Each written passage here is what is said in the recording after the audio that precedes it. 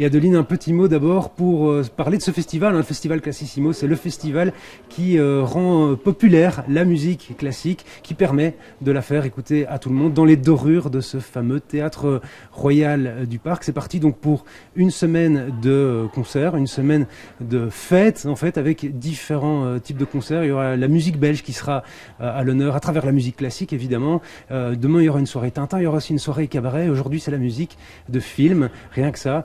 Vous le disiez, et pour en parler, nous sommes avec Philippe Reynard, un grand spécialiste de la musique de film. Alors, cette soirée, ce sera une conférence en quelque sorte, pour parler de la musique et aussi pour voir un petit peu le cinéma.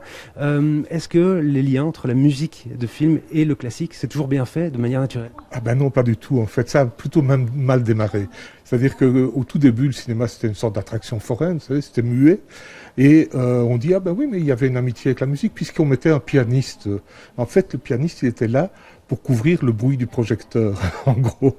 Et donc, les musiciens de film, enfin certains en tout cas, les musiciens classiques, je veux dire, ont pas trop apprécié l'arrivée du cinéma. Stravinsky, par exemple, disait que c'était de la musique illustrative comparable à du papier peint. Donc c'était pas très gentil. Mais heureusement, tous n'étaient pas comme lui. Certains ont au contraire essayé de collaborer très tôt. Camille Saint-Saëns a commencé à composer une musique pour le cinéma en 1908. Donc c'est dire, c'était vraiment les tout débuts. Et puis le grand tournant, c'est en 1927. Il y a ce fameux Chanteur de jazz qui est le premier film sonore.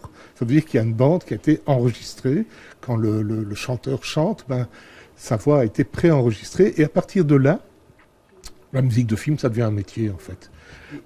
En bref, est-ce que ce soir, il y aura toutes les périodes du cinéma qui seront découvertes? Alors, on fait encore plus fort que ça ce soir.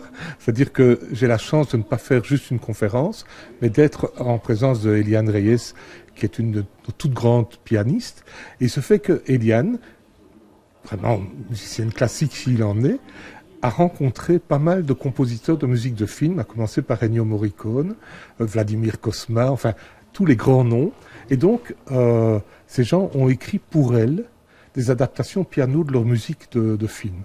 Donc ce qu'on va entendre là, dans ce concert, c'est tout à fait unique en fait. C'est des créations, certaines sont des créations mondiales. Et on va parcourir, je dirais 40 ans d'histoire de la musique de film via le jeu d'Eliane Reyes. Merci Philippe Reynard pour ces précisions. Et justement, on va plonger dans le cinéma tout de suite. Je vous propose d'écouter une partie d'un concert qui a été enregistré il y a quelques secondes. Vous reconnaîtrez probablement L'As des As, le fameux film.